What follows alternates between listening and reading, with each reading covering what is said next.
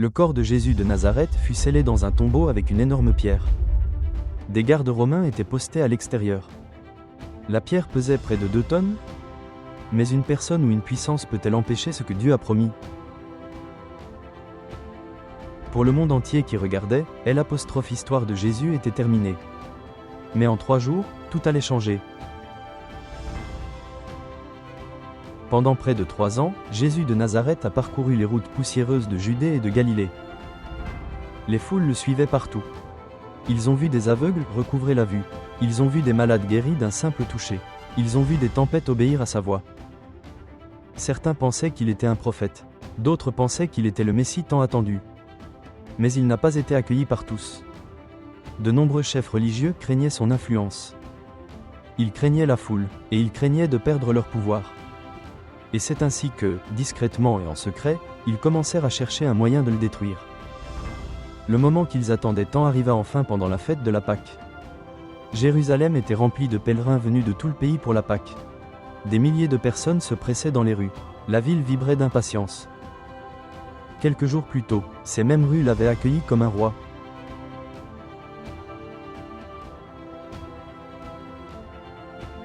La route vers Jérusalem s'élevait comme une promesse. La rumeur s'était répandue, un maître, un guérisseur, un roi d'un genre différent allait arriver. Hommes et femmes, jeunes et vieux, sortirent de leur maison et coururent pour le voir et le rencontrer. Car ils avaient entendu parler de nombreux miracles incroyables, mais indéniables, accomplis par lui.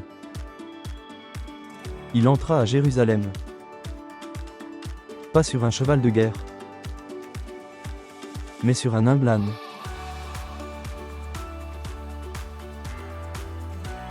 Des branches de palmier emplissaient l'air.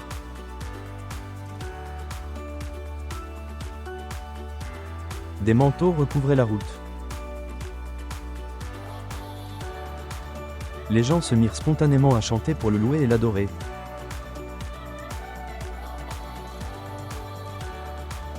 Ils chantaient joyeusement, « Hosanna, béni soit celui qui vient au nom du Seigneur. »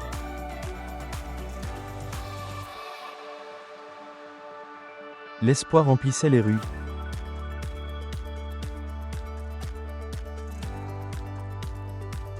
Mais ce n'était pas le genre de roi auquel il s'attendait. Pas de couronne d'or. Pas de trône du pouvoir. Il est venu avec miséricorde. Ne pas forcer.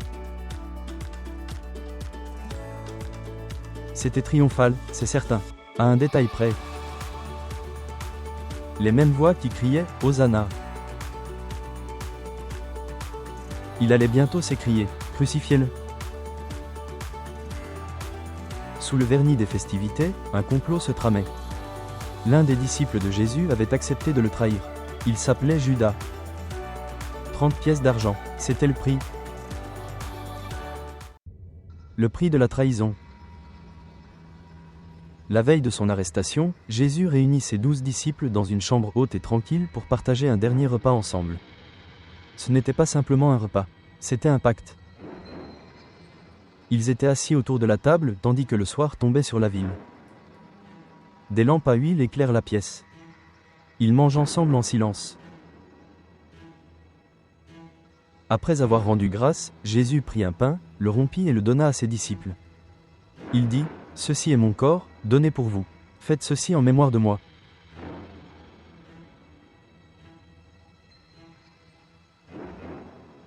Puis il prit une coupe de vin, en disant, « Cette coupe est la nouvelle alliance en mon sang, répandue pour beaucoup. » Et il donna à boire à chacun d'eux.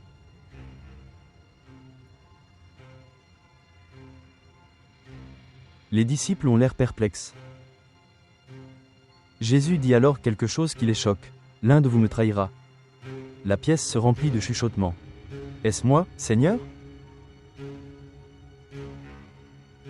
Mais Judas connaît déjà la vérité. La nuit se dirige vers la trahison. Tard dans la nuit, Jésus se rend avec ses disciples dans un jardin appelé Gethsémani. Le jardin se trouvait juste à l'extérieur des remparts de la ville, au pied du mont des Oliviers. C'était un lieu où Jésus venait souvent prier, empli de tristesse, jusqu'à la mort. Les oliviers se balancent dans la fraîcheur de la nuit. Il se tourne vers ses disciples. Mon âme est profondément triste, jusqu'à la mort. Jésus s'enfonce plus profondément dans le jardin. Le poids du péché du monde entier pèse lourdement sur lui. Chaque péché, passé, présent et futur, non pas la douleur des clous qu'il savait imminente, mais le fardeau du péché. Il tombe à terre en prière. Père, si c'est possible, que cette coupe s'éloigne de moi. Il murmure alors les mots qui façonneront l'éternité. Que ta volonté soit faite, et non la mienne.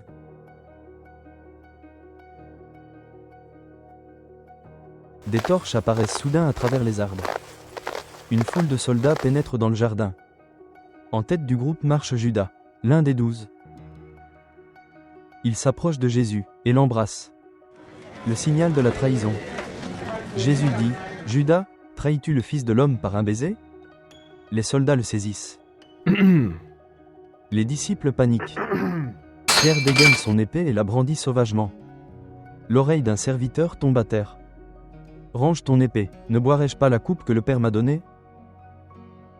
Jésus est ligoté et emmené. Les disciples se dispersent dans les ténèbres. Jésus est conduit chez le grand prêtre. À l'intérieur, de faux témoins l'accusent. Dehors, Pierre se tient près d'un feu. Une servante l'observe attentivement. Puis, d'un ton assuré, elle lui dit « Tu étais avec Jésus de Galilée. » Peter secoue la tête. « Je ne comprends pas ce que vous voulez dire. » Plus tard, une autre personne le reconnaît. « Vous êtes l'un de ses disciples. » Peter devient nerveux. « Je jure que je ne connais pas cet homme. » Puis un coq chante. Pierre se fige. De l'autre côté de la cour, Jésus se retourne et le regarde. Pierre se souvient de l'avertissement, avant que le coq chante. « Tu me renieras 3 fois. » Pierre s'enfuit dans la nuit, en pleurant amèrement. Le matin se lève, est amené devant le gouverneur romain, Ponce Pilate. Pilate l'étudie attentivement. Il demanda alors à Jésus, « Es-tu le roi des Juifs ?»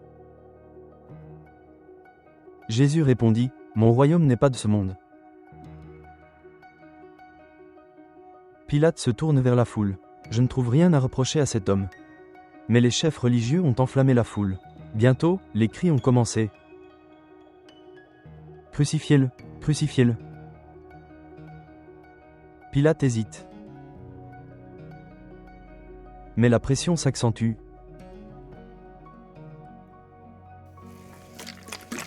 Finalement, il apporta un bassin d'eau à la vue de tous et se lava les mains en public. Il a ensuite déclaré, « Je suis innocent du sang de cet homme. » La vérité est restée silencieuse, tandis que les mensonges étaient criés de plus en plus fort. Jésus est emmené pour être crucifié.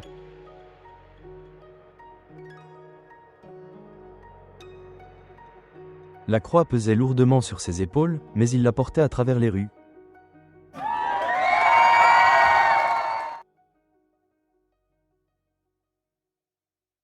Quant à la foule qu'il suit, certains se moquent de lui, d'autres pleurent. Ils atteignent une colline appelée Golgotha, à la périphérie de Jérusalem, qui, traduite de l'araméen, signifie le lieu du crâne.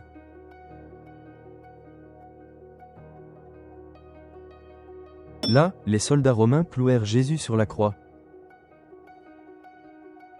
Ils lui ont enfoncé des clous de fer dans les mains et dans les pieds.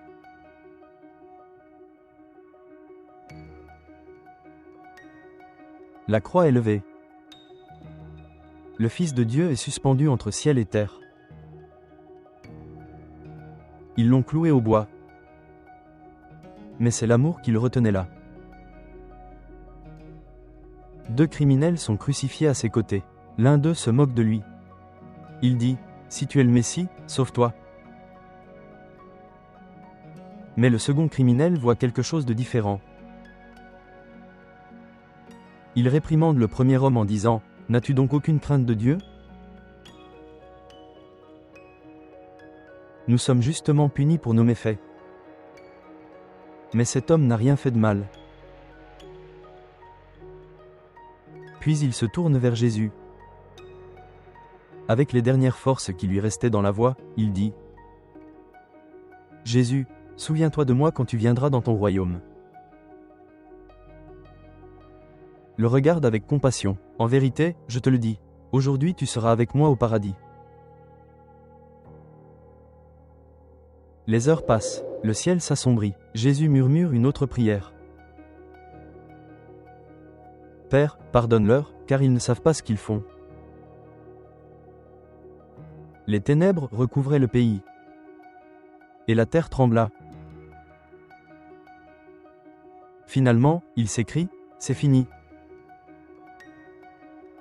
Il est mort. À sa mort, sa tête retombe vers sa poitrine. Le rideau du temple se déchire en deux. Un centurion romain observe avec admiration, criant, « Assurément, cet homme était le Fils de Dieu. » Le corps de Jésus est placé dans un tombeau. Une énorme pierre scelle l'entrée.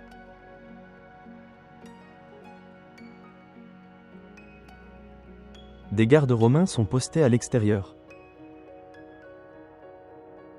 Jérusalem retrouve son calme. Les disciples se cachent, terrifiés. Tout en quoi ils croyaient semble perdu. Mais pas vaincu. Le samedi passe dans le silence. Mais le ciel prépare un miracle. Tôt dimanche matin, avant le lever du soleil, quelques femmes parmi les disciples du Christ se dirigèrent vers le tombeau. Marie-Madeleine était parmi elles.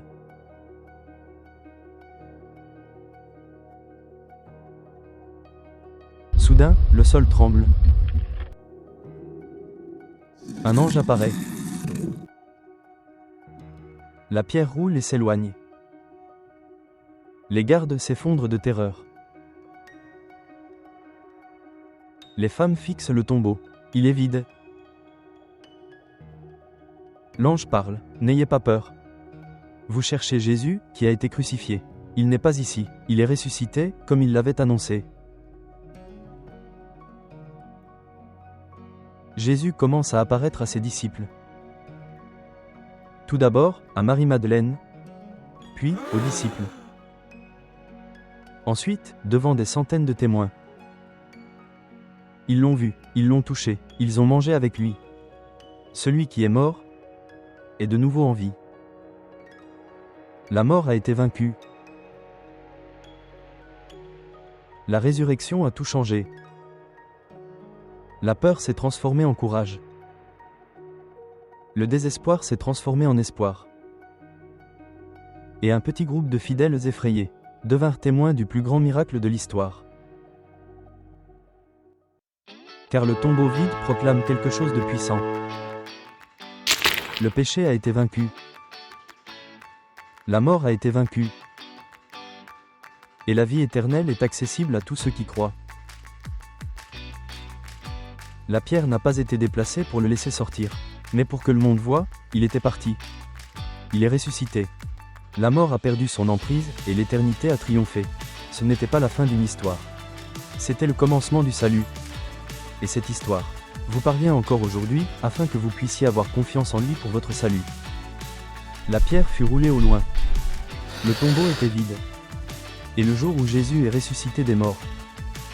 C'était le jour, la mort est morte.